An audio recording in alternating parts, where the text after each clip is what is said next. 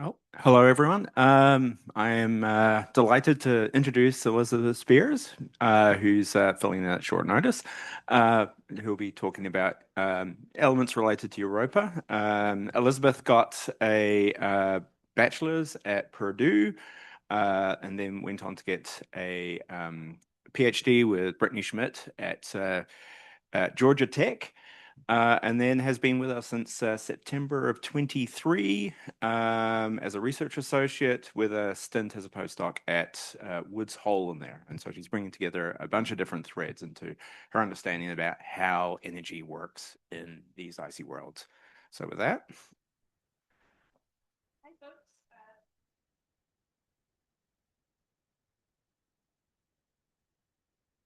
Hi, folks. There we go.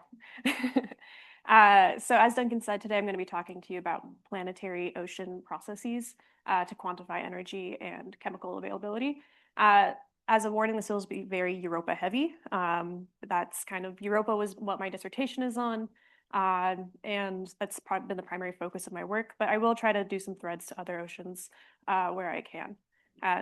Starting off with this figure here, this is a figure from my postdoc advisor's work, and I think it just really beautifully encapsulates kind of the dynamic processes that happen on these worlds. These aren't, quiet worlds. They're not just there are these processes that are occurring, interactions with the seafloor and the ocean, and then he didn't include this in the figure, but also the ice shell in the ocean as well. And so understanding how these processes work together to create geochemical cycles in these oceans, and then also how much energy that creates for a potential biosphere if there's one there. So Duncan covered a lot of this, but I'll just quickly go through.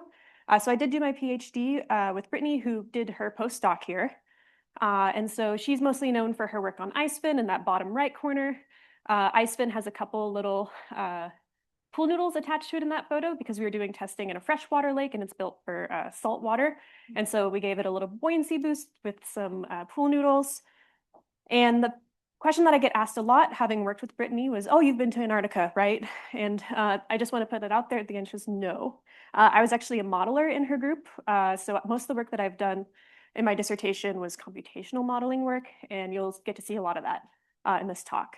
I was also a member of the Reason team as a PhD. As a graduate affiliate, I was a graduate affiliate for 6 years. And then I just kind of happened to end up at UTIG, and I've maintained that affiliation as a professional affiliate.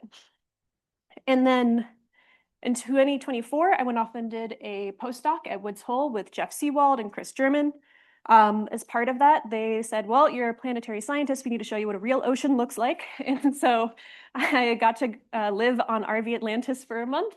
And I helped Jeff with his IGT gas samplers on ROV JSON. So you can see those on the front of our JSON there. And so those allow they allow when we collect the samples from the hydrothermal fluids, it keeps them at pressure so that when we sample them, you don't have anything dissolving out of solution. And then on that cruise, we did discover a few new vents, and I was allowed to name one. And so I named it after my cat, the Princess Polly vent. It hasn't been formally established yet, but I've been told that it will be like added into the formal naming recognitions in the next year or two. Okay, and so kind of getting into the research. There's a lot of ocean worlds. These are all to scale. So in the center, you can see Earth.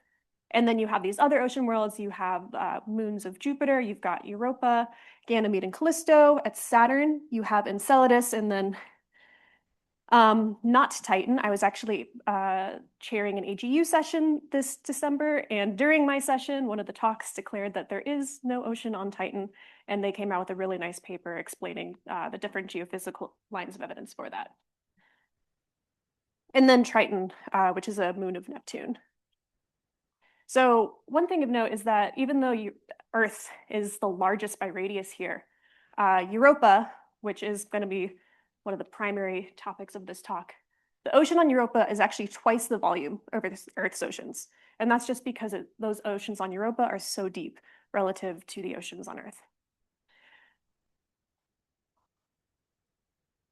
So talking about Europa a little bit more. Europa, for those who aren't unaware, It's a very dynamic and geologically young moon. So the surface age is about 30 to 90 million years, which is really young for the different objects in the solar system. We know that from crater dating.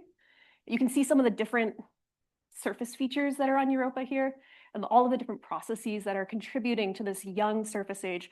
So this is how we know that this is a dynamic and active moon, and there's a lot of activity occurring. And that ice shell overlays the ocean underneath. That ocean was confirmed by magnetometry data from Galileo, where they observed an induced magnetic field. And then in the interior, you have that rocky interior. And then this is an older figure. There's been some recent work that suggests that maybe there is no metallic core. I'd say that's still sort of up for debate, though. But because that ocean is in contact with the rocky seafloor, that makes it a prime target for habitability in the search for life in our solar system. Because you can have that exchange between rock and water and all of the aqueous reactions that entails, that means that you might have a much larger opportunity for energy transport, for chemical transport that can enable a biosphere and support a biosphere. So what goes into habitability? That's a term I think people throw around a lot. So there's a couple of key things that I consider when I think about habitability. Water, liquid water is one of those things. And so that's because it's a polar solvent. You have essential elements. So that's your CHNOPs, as they like to call it: carbon, hydrogen, nitrogen, oxygen, phosphorus, sulfur. And then, sometimes throw in some iron and magnesium, other kind of smaller scale elements in there as well. And then chemical energy. Because Europa's ocean is covered by an ice shell, you don't have sunlight as an energy source. So you need another source of free electrons. So if you look in the subsurface on Earth, you see that with redox gradients. And that could potentially be occurring within Europa's interior if you have these reduced compounds coming from the seafloor and oxidized compounds coming from the surface. And so if you have those two fluxes of reduced and oxidized materials, you can potentially create redox gradients that can support and sustain life. And then last but not least, stability. Europa's ocean's been around for about 4 billion years. A lot of the other oceans in the solar system haven't necessarily been around for as long or no longer exist. So the fact that it's been around for 4 billion years, it means that there's potentially more opportunity for complex chemistry to have been formed. And just to kind of really state how important it is that Europa is habitable, this is a key target for NASA. And liftoff. Liftoff, the Falcon Heavy with Europa Clipper, unveiling the mysteries of an enormous ocean lurking beneath the icy crust of Jupiter's moon, Europa. It's the target NASA Europa Clipper, which I'm sure many of you are familiar with. So Clipper launched in October of 2024, but it didn't start there. This was actually a long journey to lead up to this. So I actually started my PhD in 2017, but they approved Clipper and selected the instruments in 2015 before I had even started my PhD. So starting my PhD, they actually received funding to start development. And then throughout my PhD, they were developing and building it. And then I graduated before they launched. And then it launched while I was doing my postdoc.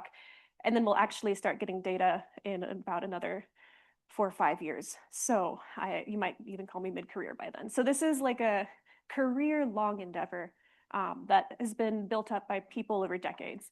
There's been a lot of concepts that have led up to this.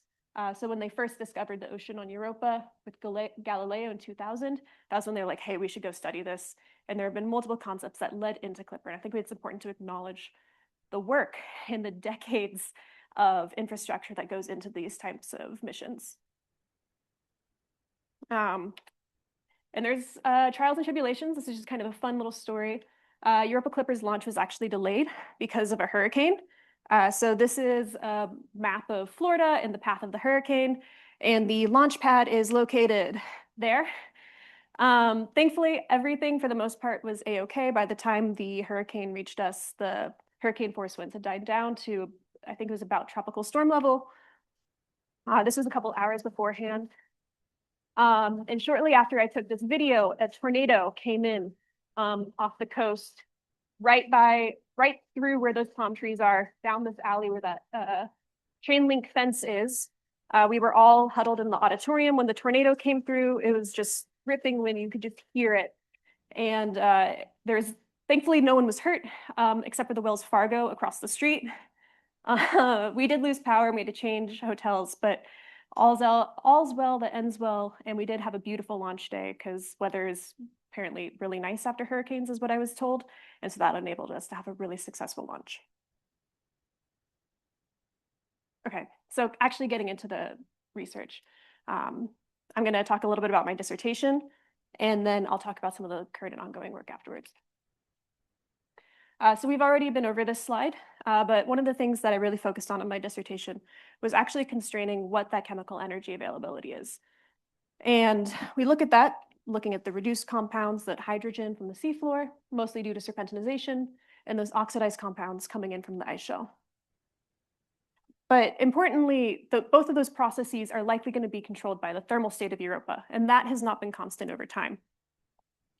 Europa's ocean is maintained by tidal heating. Just as a brief overview of tidal heating, the large amounts of gravitational energy are dissipated, and that's usually in the form of heat or flexure. And so, but it's not just the gravitational pull of Jupiter that's influencing Europa. You also have Io and Ganymede. So Europa is in what they call the Laplace resonance. It's a 4-2-1 resonance where, here we go, for every 4 times Io goes around, Europa goes around twice, and the Ganymede goes around, wait for it, 1 time. So once again, so 1, 2, 3, 4, so 4-2-1 orbital resonance. And that's evolved over time. As the eccentricities of the satellites have changed, their eccentricities change in tandem, and their tidal heating and the tidal energy that's dissipated within these moons changes over time. So for people who care about orbital eccentricity, these are the eccentricities of these satellites. The closer you are to 0, the rounder you are, and the closer you are to 1, the more eccentric your orbit is. So these are relatively round orbits for the modern day. But as I said, these have changed over time. So this is one potential model that folks have done of what the heat production in the interior of Europa could have been due to changes in tidal heating. So I'll walk you through this real quick. We started about 2.8 billion years, and that's because that's when they believe that the Laplace resonance was formed. You have this really high radiogenic heat period where you don't have that much tidal heating, but you're warm and you're slowly decreasing in heat.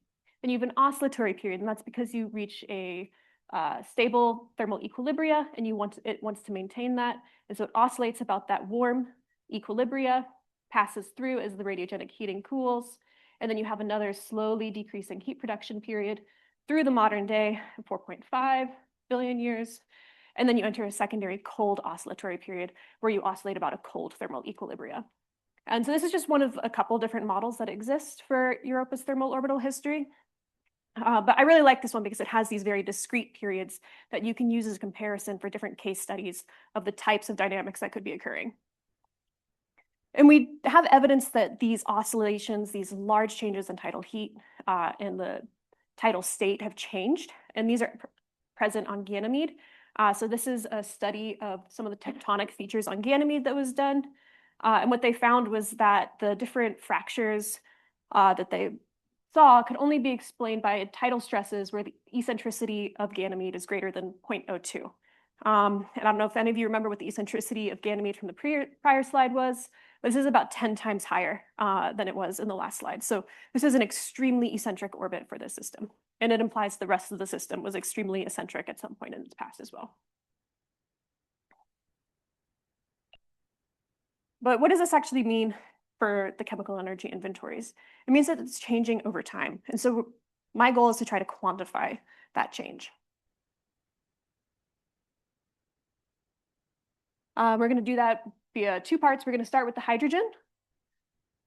And that's going to be through serpentinization. I think many of you are familiar with serpentinization, but for those who aren't, it's a low temperature hydrothermal process. It's been proposed for Europa and a lot of other bodies in the solar system, mostly because it is a low temperature process. So it can occur on bodies where you maybe don't have high temperatures volcanism, or other high heating processes. And so during serpentinization, you have peridotite, olivine. It reacts with water, and you get serpentine. You get some gases, including hydrogen, and then you also release some heat as well. And modeling this for Europa, there's a couple different factors that go into the hydrogen flux from serpentinization for Europa. The first of which is going to be water activity. So there's this work by Hector Lamadrid at Oklahoma that showed that the rate of serpentinization depends on water activity. And because Europa's ice shell is changing over time as the tidal heating changes, when you dilute and concentrate your salts in your ocean due to the changing ocean volume, that's going to affect your salinity. So that was the first part, was modeling the salinity changes. We don't actually know the exact composition of Europa's ocean, but we have two cases that we believe it could be from surface composition. So one camp is the sodium chloride camp, and the other camp is the magnesium sulfate camp. So we have sodium chloride, and we have magnesium sulfate at 0.01 molar, 0.1 molar, and 0.5 molar. And you can see that the salinity changes as the eccentricity changes. So this is with the same thermal inputs that I showed you in that prior slide, starting at 2.8 billion years when that Laplace resonance formed. You have that high, steady heat production. You have an oscillatory period. You don't actually see that much change because the ice shell doesn't change that much during that time period. And then a low heating, steady heat production. And then lastly, that cold oscillatory period. And that's when the ice shell changes quite a bit in its ice shell thickness. I think one thing to point out, though, is that water activity and salinity are not the same. It depends on composition. So that top plot, the most saline model is the magnesium sulfate at 0.5 molar in weight percent. And magnesium sulfate is a heavier salt than sodium chloride. So even though it's equivalent concentrations, in weight percent, it's higher. But when you look at water activity, sodium chloride is actually the strongest shift. And that's because sodium chloride has a stronger effect on water activity than magnesium sulfate. So it's not just the bulk salinity, how many salts are in this ocean, but also what type of salts, and that will affect the rate of reaction over time. So that's one of our factors that's going into our serpentinization model. The other thing we're going to look at is the volume of the mantle that's accessible to water via cracks. So this is going to be temperature and pressure dependent. So this is done using methods outlined by Vance et al. And they measure pressure and temperature dependent maximum cracking depths for Europa over time. And for the modern day, that's probably for about 25 kilometers. But when Europa was warmer, it would be much less, going up to about 1 kilometer.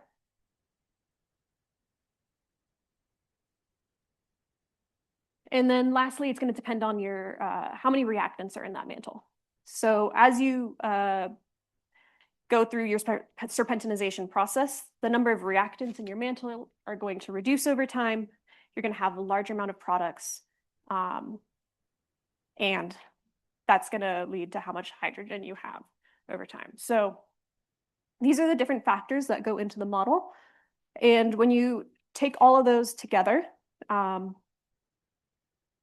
you get hydrogen flux. So the top plot, we've got the sodium chloride models, and the bottom plot, we've got magnesium sulfate. Once again, our x-axis is the time relating to that tidal model that I presented earlier. The y-axis is our hydrogen flux into the ocean.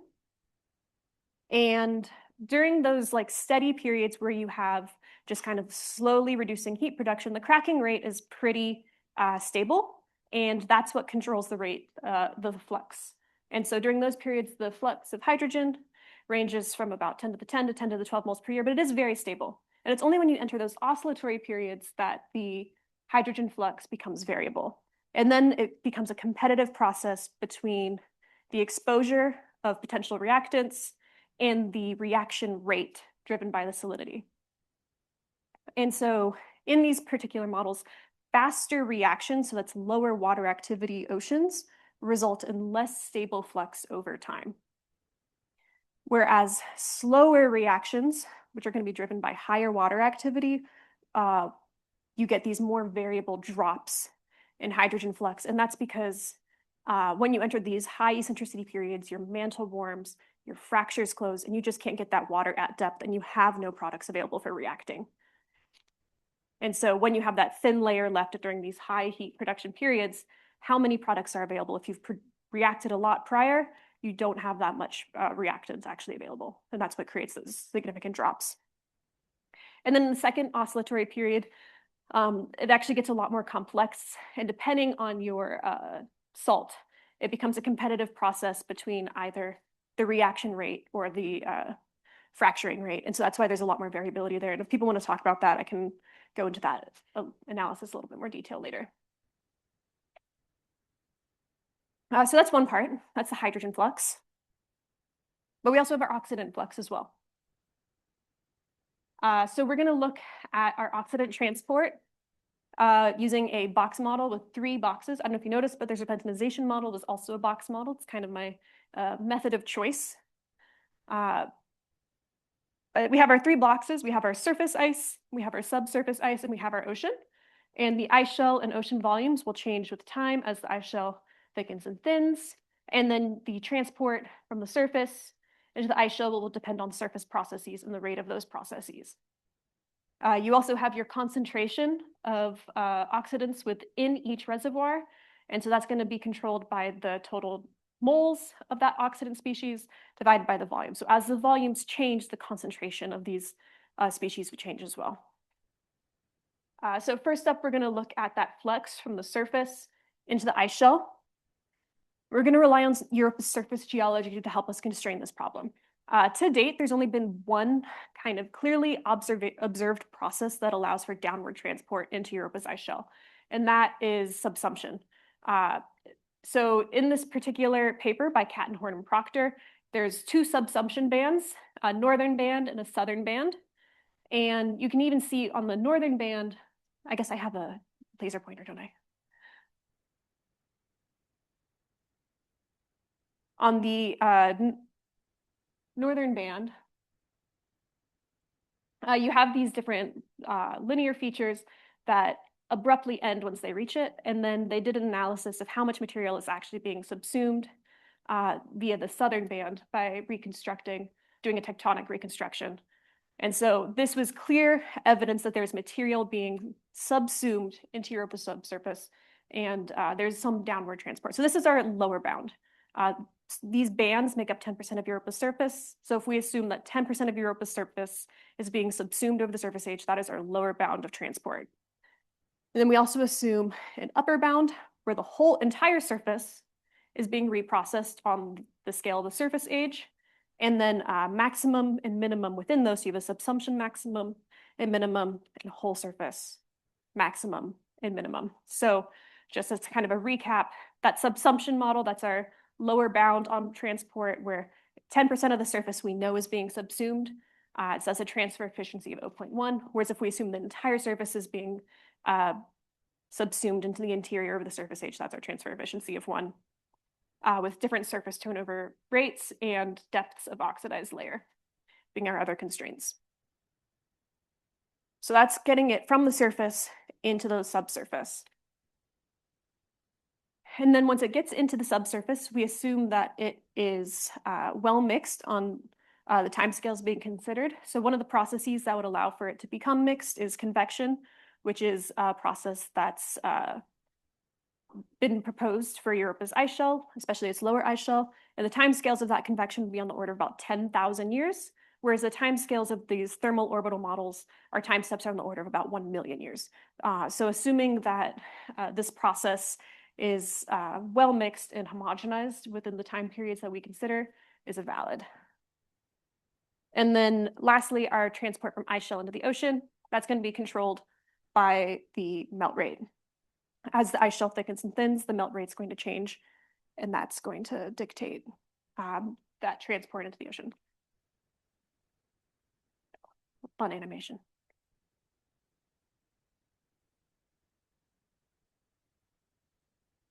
So getting into the results, Europa's oxidant flux, the flux into the ocean over time, Similar to the hydrogen production, is relatively stable during these steadily decreasing heat production periods, ranges from about 10 to the 2 to 10 to the 6 moles per year.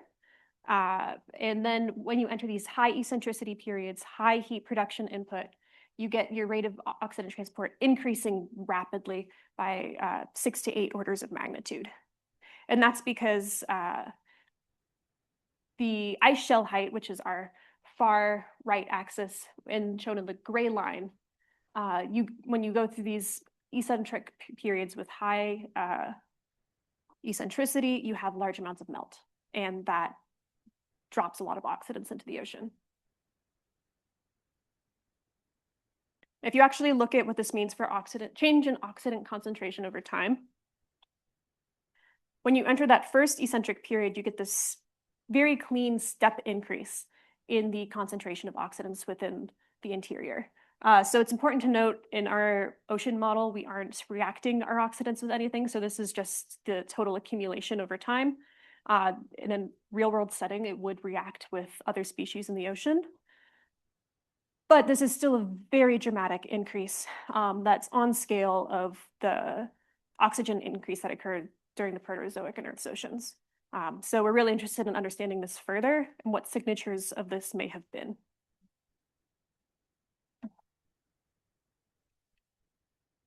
So kind of going through what we've talked about so far in summary.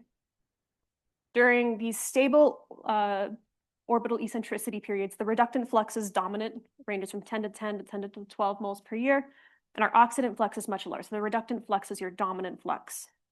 Meanwhile, when you enter these high eccentricity periods, increased tidal heat, your reductant flux decreases and your oxidant flux increases, where actually your oxidant flux can become the dominant redox flux, depending on the specifics of the model that you pick.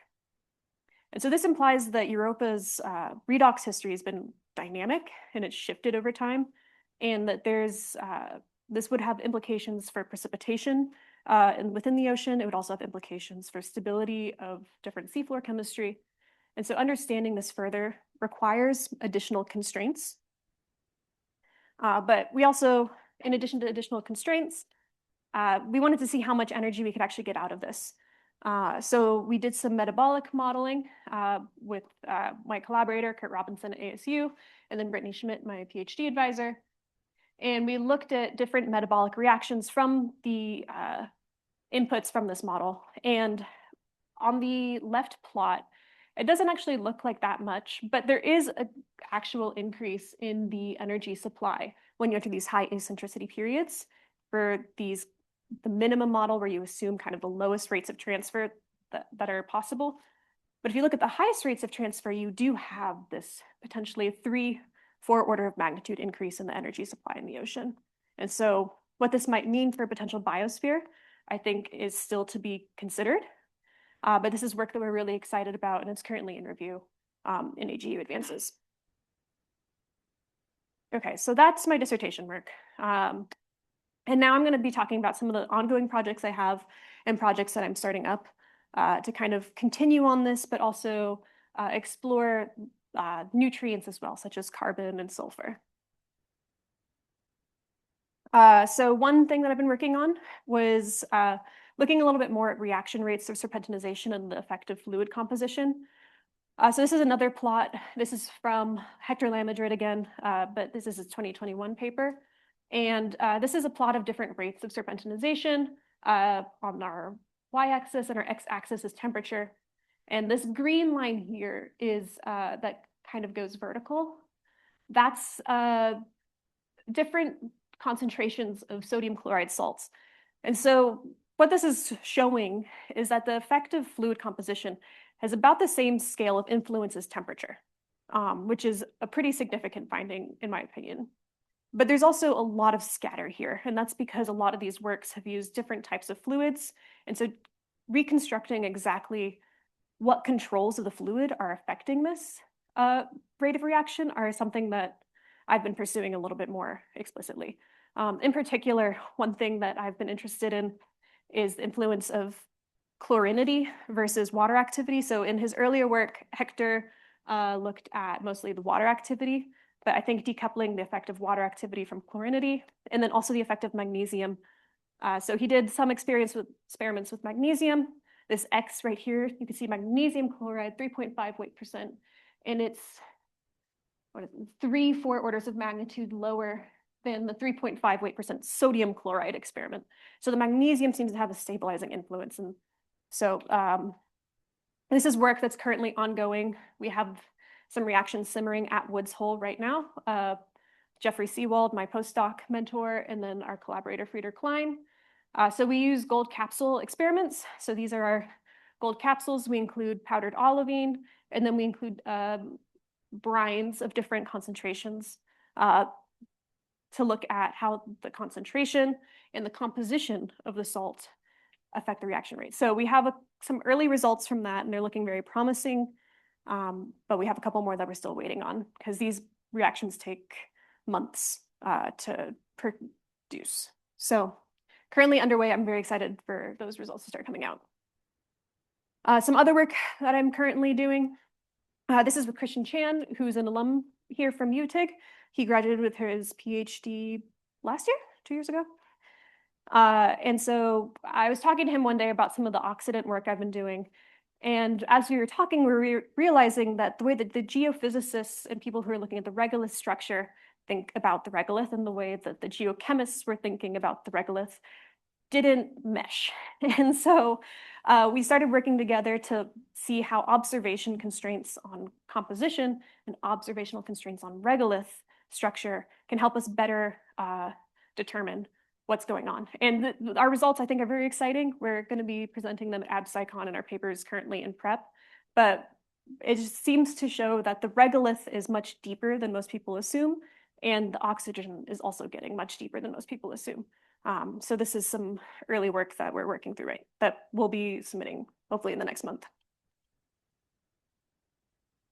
And then another ongoing project, I've been really interested in the carbon chemistry of Europa. Carbon's very important for habitability, very important for life.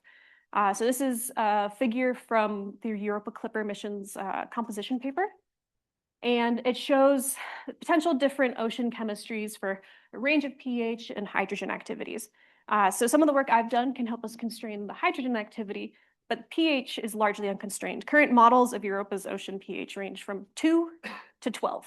So that's a pretty wide parameter space, and it's pretty open for what the potential composition could be, and then what the potential carbon chemistry could be.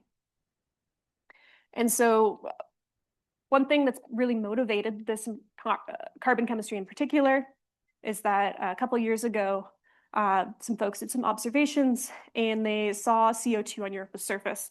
And it was preferentially located in chaos terrains, which are the younger terrains. And so that implies that this carbon dioxide on the surface is coming from the interior. And whether or not that's indicative of the carbon state, so is it carbon dioxide in the interior, or is it becoming oxidized as it gets onto the surface? This is the question that we're trying to decouple with a project that I was recently funded through Europa Clipper to look at that carbon state. So some of the prior work I've done on hydrogen production will help us constrain the hydrogen activity. And then pH, that's mostly going to be driven by the rock composition and what's going on in the mantle. So we're going to look at different evolutionary models for Europa's silicate interior, pairing them with the hydrogen production to see which models for carbonate chemistry are the most reliable and viable. This project was pretty competitive. It was my first PI grant. I was pretty excited about it.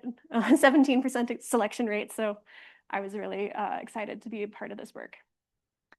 And it's currently ongoing. So we just got the first round of money for this like 2 months ago. And then yet another project that I'm currently ongoing with Noah Randolph Flagg at University of Kentucky. We're really interested when we're doing the oxidant model. We're talking about transport from the surface into the ocean. And then it's like, well, we could do this for other species on Europa's surface too. And so we started looking very specifically at dust fluxes from impacts, but then also volcanic debris from Io. So Io is Europa's neighbor, and it's active volcanically, and that volcanic material is coming onto Europa's surface and landing there. So it's there's a lot of sulfate from that material, but you also have these impact materials. So we're interested in this because it's a potential nutrient delivery source. And there's precedent for this. If you look at Earth's oceans, it's often a nutrient-limited environment, especially the surface oceans. But when you have these dust plumes, this is from the Saharan Desert, I think this is off the coast of France, you get these algal blooms wherever the dust comes in. So if you have these periodic deliveries of dust that the oxidant models imply, then that could potentially allow for nutrient delivery as well from these other surface materials. So this grant is basically done. We're just kind of doing some final bows on it, and that should be submitted in the next week or two. Okay, so I've talked about a lot of different projects that it's ongoing, but I think it's kind of important to bring it all back together. Oh, too far. Where is this headed? What's the big picture here? Why am I doing these projects? And that's because when I think about Europe, I think of it as a system. And how is it going between these warm states and these cold states and vice versa? As you go through these, variations in tidal history, how are the processes changing? How is the state of Europa changing? And that's going to be driven by all of these little processes. So I said I mostly think about things in box models earlier. Here's my box model of Europa of potential processes that could be occurring. And I kind of think of this in some ways as like a roadmap to like my career and what I would like to study. So you can see, well, maybe you can't because the font's a little bit small, but we've got chemical precipitates coming out of the ocean. You potentially have clathrates where methane-rich clathrates would be buoyant, methane-poor clathrates would be at the seafloor. You're going to have pore fluid interactions, and then also all of these complex ice shell interactions, especially when the ice shell gets very thick. You're going to have a lot of dynamic processes allowing for transport. So this is all well and good, but the problem is I don't have a lot of data. We're very data limited. And so one of the ways that we can consider how do we look at these processes, how can we build up this model of, Europa's system and how it changes through time is by looking at Earth analogs and systems on Earth and inputting them into our models of Europa. So that gets me into the kind of second theme of what I do, comparative oceanography and then exploration. And so going back to this large slide, I do think it's important to remember that Earth is a planet. I think sometimes when I say planetary oceanography, people think, oh, far out in the solar system, but Earth is a planet too. And it's also the only case study that we have for a planet with life. So when we talk about habitability, it's an important body to consider as a case study for what does a planet look like with life? What does a planet look like without life? And so recently I've been getting a little bit more into Earth analogs, and that was one of my motivations of doing my postdoc at Woods Hole. So here's some grants. I'm just going to flip through real quick. We just submitted this, Dallas and I, to go look at fluid flow and alteration at the Mid-Cayman Rise. So this will be looking at the role of faulting and permeability in fluid circulation, looking at how does that relate to the depth of the fluid penetration, and then also seeing how that impacts the gas content and the fluid content, what's changing, how does this change over time? And these will be relevant to planetary systems because this is an ultra slow spreading ridge. There's a lot of peridotite, ultramafic material that isn't typically seen in faster spreading ridges. And they're much more chemically diverse because of it. And then this is a grant I just submitted on Tuesday. So I made this talk and I submitted this grant, and that's what I did this week. But this is looking at actually diffuse hydrothermal fluid seepage. A lot of the work on hydrothermal vents so far has been focused on that, those very enigmatic black smokers, but those probably aren't likely at ocean worlds. We likely don't have the forcing to allow for these, high velocity fluids, really high temperature at the seafloor. But you might have these kind of more diffuse systems where you do have hydrothermal reactions occurring at depth, but by the time that they reach the seafloor, they're getting into the sediments and they're reacting with sediments before they get to the ocean. And so this grant is mostly going to be looking actually the microbiology, but I'm going to be helping with some of the fluid flow and reaction transport within the sediment column. They already have the sediments, so these are from the Azores. And yeah, so we just submitted this on Tuesday, real fresh. I'm really excited about this grant. And then this is, I debated putting this slide in because I actually haven't done any work on this. This is just really cool stuff that I've talked to people about.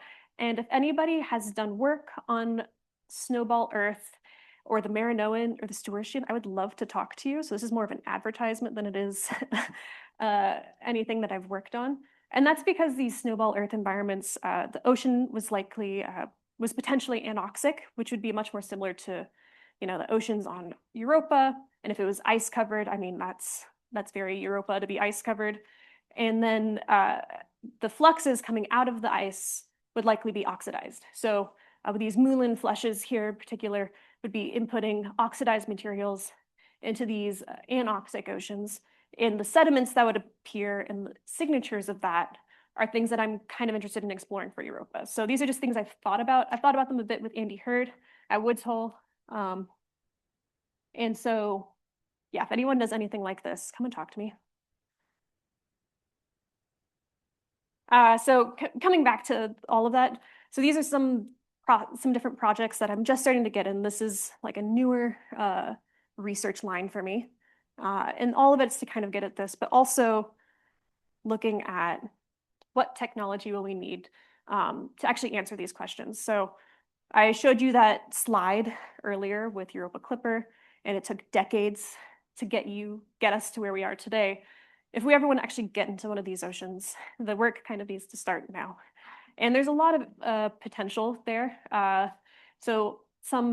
This is the Nereid under ice vehicle.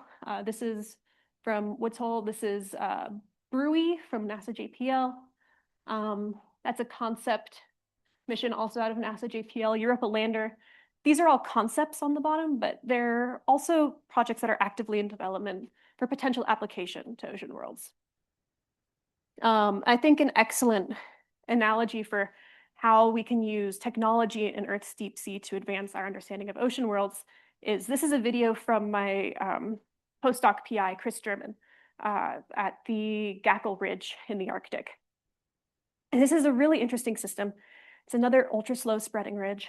You have these exposed peridotite, it's ice covered, and they used Nereid to actually try to find where the hydrothermal flow was located, using autonomous sensing and machine learning and AI to figure out where actually is the flow coming from, because it's underneath the ice. It wasn't well mapped. They didn't know exactly where they were going. And what they found was, there was this smoker here, but there's also a lot of diffuse flow. There was so much diffuse flow. So that's what this shimmering in the background is. And these types of kind of slower, lower temperature diffuse flows are the types of flows that are potentially more analogous for what we find on Europa. Another thing about this system that I think is really interesting is that these exposed peridotites, a lot of them aren't reacted. But if you look at studies of serpentinization, it should be happening fast. It should be reacting fast. So why isn't it reacted? And I think there's a couple different answers that could be why. It could be the permeability. It could be the rate that the fracture front is coming through. It could be the composition of the fluids. And so I'm interested in understanding the controls on what's preventing that material from being reacted.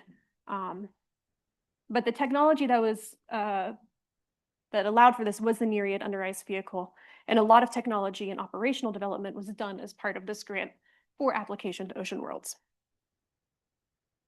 And so I myself have done a little bit of ocean world mission concept development. All of this was from my PhD. So I did a New Frontiers habitability mission concept where I was the PI for that. That was with the NASA JPL's summer school. And so we looked at, we had a radar on board. We also had a mass spectrometer, but the idea was, what is the habitability of Enceladus? And then I also was on a project that was funded through NASA that my PI received, NASA Sesame. And that was to look at a penetrating drill mission through Europa's ice shelf. So the entire idea of the grant was, how do you get into an ocean in 3 years? So 30 kilometers, 3 years. what kind of technology would you need? Is what type of drill technology? So this was a big collaborative project at Georgia Tech between engineers and scientists. And a large part of our project was also, how do you couple in your science into your engineering? Because it's one thing to build a robot that works, but if you don't actually have a science bay on board, or if it gets in the way of your science, it's no longer useful. So working with the engineers to actually build a vehicle that allowed for effective sampling and wouldn't ruin our samples if we were to go through the ice shell. And so I was on 2 papers that came out of that. I think one thing that's kind of important to cut out of this is that technology development for ocean worlds also helps deep sea oceanography. There's a lot of gaps, especially when it comes to communications, when it comes to autonomous intelligence for deep sea exploration. And it's mutually beneficial. So as we develop for Earth's deep sea, we're also potentially developing technologies and capabilities for future ocean world missions.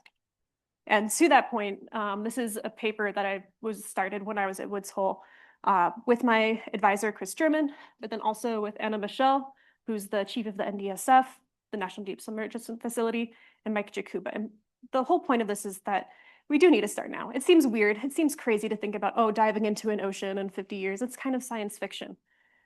But it took so long to get us to Europa Clipper. And in 50 years, that's honestly an accelerated timeline for ocean access. So thinking about what is the most important resource that we have, and that's people. That's the expertise that we're building up now as Europa Clipper is going off. In 5 years, we're going to start collecting data from that. Dragonfly will land. We're going to get information and data from Dragonfly. We're going to have this wealth of ocean worlds expertise. And in about 40 years, that'll all be gone afterwards. And so if we want to make sure that we have that wealth of expertise available, we really do need to start thinking about how we can work together now. And so this is a paper that we have in prep looking at shared capabilities of the deep sea and oceanographic communities, looking at the strategy for it's part engineering, part policy, part science. And so that's currently in work.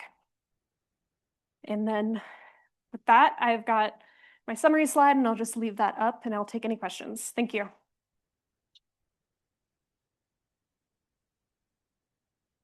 Thanks. That was excellent. If there are any students who have questions up first, I know Connie's got one there about any student. Okay. Catch. Hi, great talk. I don't know a whole lot about this, but you talked about serpentinization, and I'm just kind of wondering how you know that there's olivine on Europa to like have serpentinization. Yeah, that's a great question. And that's because a lot of the like meteorites that we look at, that's how we build intuition about what the composition of these worlds are, is looking at carbonaceous chondrites. And there's a lot of olivine and carbonaceous chondrites. Also, Europa probably wasn't hot enough to form a basaltic crust like we have here on Earth, like plate tectonics. And so you wouldn't have a basaltic cap. So an ultramafic composition is quite probable. Yeah. Thank you. Thank you so much. I have 2 questions. You showed us these analog experiments that you started at Woods Hole. Yeah. But maybe I missed it because you talked a lot about a lot of different things today. Yeah, so I was trying to, that was something I struggled with when I was making the talk. Yeah, so I was wondering what hypotheses you're specifically testing and what you're thinking where this work is going. And my second question is, you showed us a lot of great collaborative work, but I was wondering, we have seen a lot of like Ocean Worlds talks here, obviously at UTIG. And I was wondering where you specifically feel where you make a dent with your own research directions that you specifically have picked out or you're hoping to work on, that you hope to spearhead maybe? Yeah. Yeah, so starting with the first question, the hypothesis testing. So our hypothesis is that it's actually the chlorinity that's controlling the reaction rates. The prior work by Hector Lamadrid, he proposed that it was the water activity. But if you look at other experiments that other folks have done with other fluid compositions, and you look at the water activity of those solutions, that doesn't work out. The math doesn't work out. So we think it's something else that's controlling the reaction rate, and we think it's potentially the chlorinity, especially when you look at magnesium-based fluids. The reaction rates for those are much, much slower. The magnesium sulfate experiment that they never published it, but private communication, they told me it just never reacted. And so in short, I guess our hypothesis is that chlorinity is controlling the reaction rate rather than the water activity. And we're going to be testing, that's what we're testing right now. And then as for the other question of, there's a lot of people doing ocean worlds, what's my contribution? That harshly. Yeah, no, it's no big, I think my contribution is that I focus a lot more on the dynamic, these kinetic reactions, these competitive reactions. Most people to date, when they've done ocean worlds work, it's been thermodynamic. They use steady state models. They don't induce change. And these worlds change. I mean, they're not necessarily in steady state. And so when I do my work, I've been focusing a lot more on what are these kinetic controls on chemical cycling, rather than what's the thermodynamic kind of equilibrium if it just goes to waste and is a dead planet. That's the processes. Those are the processes I really focus on. Also salts. Yeah, I care about salts a lot. That's kind of, yeah. Yeah.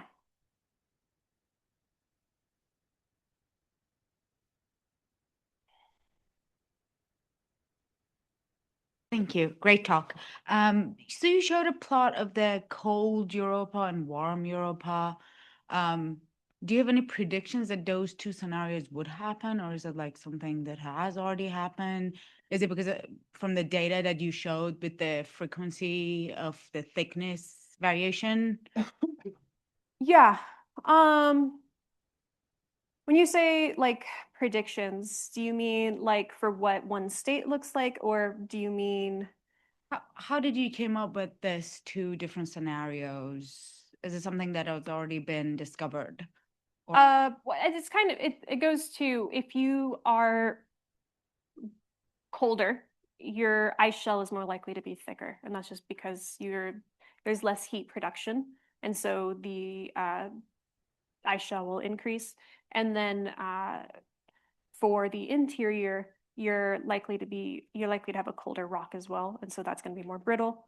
And if you have a thicker ice shell, you have a smaller ocean, so things are going to be more concentrated. And so that's just kind of thermal modeling. This has been seen, or is it your prediction? Oh, prediction that the ice shell changes, or these two states exists. These two states exist because in the past Europa was warmer for a fact because the radiogenic heat was higher. So even if the tidal heat was the same over time, which I don't believe the geology suggests, it would have been warmer in its past. Yeah. Another question, if it's okay. You show that frequencies, the thickness would change, and those frequencies were pretty, like, it happened over a very long time. Do you expect any changes in the thickness that would affect the dynamics in a higher frequency? Yes. I can talk about the yes. The short answer is yes. I go into this bit in the papers. So for the oxidants in particular, it kind of affects what I call like the recharge rate. So if you have less frequent melt events, you have less time for your surface transport to incorporate oxidants into the interior ice shell. And so you actually have a lower concentration of oxidants in the ice shell when you go into a melt event. So your melt events are less dramatic. They're still spiky, but the amplitude of the flux is going to be smaller. And so one of the things I'm really excited about Europa Clipper and then also JUICE is that we're going to get better surface observations. We'll hopefully be able to get a better history of what the dynamic orbital past has been through a combination of not just Europa, but also Ganymede and Io, and using the entire system as a together to get a picture of what has that orbital history been, what have those past eccentricity states been, and how often have they changed. Cool. I think Damien was next.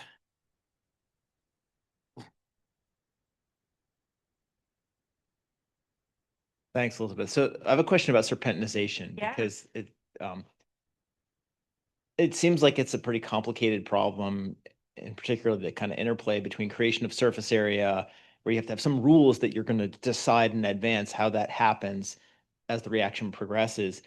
And I guess part of what made me think about this is some conversations with Perry Ann when she was here about the possibility of there being sediments at the bottom of the ocean, which would be a lot more surface area. And so I guess, given that you know nothing about what's below the ocean and what that looks like in terms of fracturing, surface area, that could be orders of magnitude difference in serpentinization rate, right? Because it's just surface area. So how do you deal with that, and how do you think about that problem?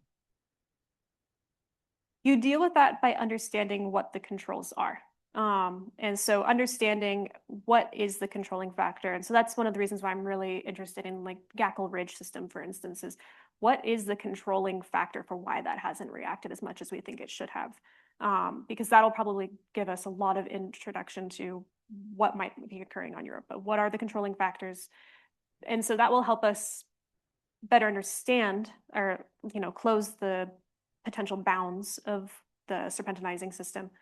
But also, when we go to Europa and we start getting data, we'll start to get a better idea of what the redox of the system will be. When we get the compositional measurements, if there's any plumes and we fly through, we're going to get those plume measurements, plume data.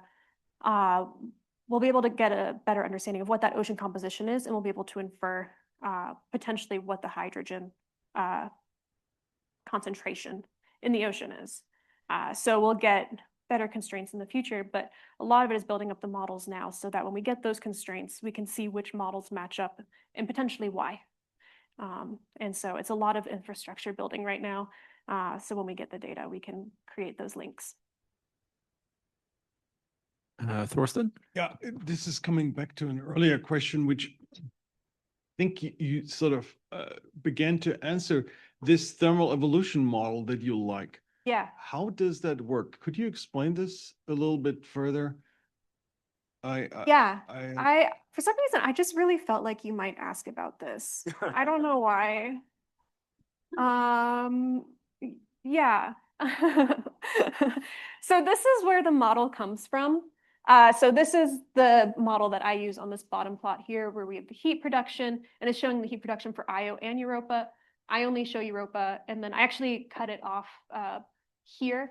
And that's just because I was really only interested in kind of discrete states from a storytelling perspective. But it's driven really by the change in the eccentricity. So this plot on the right, the changes in eccentricity are driven by tidal heating, where the tidal heating is dominant in Europa's silicate interior, whereas over here, it's when the tidal heating is dominant in the ice shell. And I think one thing that really interests me about these plots is current tidal models suggest that the tidal dissipation is dissipated in the ice shell. But yet, if you look at those models of Ganymede's past eccentricity, they said 0.02, Ganymede's eccentricity for this model is nowhere near that, whereas it only reaches that in the highest eccentricity case for the dissipation in the mantle. What is happening here? So what controls the oscillation frequency, for example? So that's when it goes, I'm not a tidal modeler. I'm going to preface this. But it surely isn't tidal, right? That's sort of like a very long frequency, right? So this is billions of years. So the orbits, when they're stable, they are, the eccentricity remains the same. But part of that is dependent on, as it's dissipating in the interior, the tidal heat is dissipating in the interior. It relies on the interior remaining the same. If the interior becomes more viscous, the tidal heat is dissipated in a different way, which may be more or less efficient. And then in that event, that changes the eccentricity of the satellite, which then shifts the eccentricity of the other satellites. And so it's dependent on the interior composition of mostly Io and Europa, a little bit Ganymede. And then as the bodies cool, the radiogenic heating becomes less, and they flip in and out of thermal equilibria, thermal orbital equilibria. And so these oscillations are them trying to reach equilibria and then kind of going past, coming back, and then they get into these runaway states. So does that make sense? This is, no. Oh, okay. So this is sort of like convective heat transport switching on and off. due to dissipation weakening the viscosity, something like that? It has to do with how it's being dissipated. It's how the energy is being dissipated. Right. And if it can't dissipate efficiently, then it changes the orbit. And so the orbit changes. We really should do that. Doug's been talking about doing that big talk about tidal heating, and I think we should do that because it is a complex problem. But it's a balance between the steady orbital states of the three and their interiors and how the tidal energy is dissipated in the interiors. And that can be through heat, that can be through movement. And then if the interior state changes, then it can shift the orbits. Without like doing like math stuff, I don't know how to explain that further, but yeah, sorry. Well, I think we're at time. This is great. Elizabeth can be found in the second floor tectonic seismic pod area. So yeah, let's give Elizabeth another thanks for a great talk.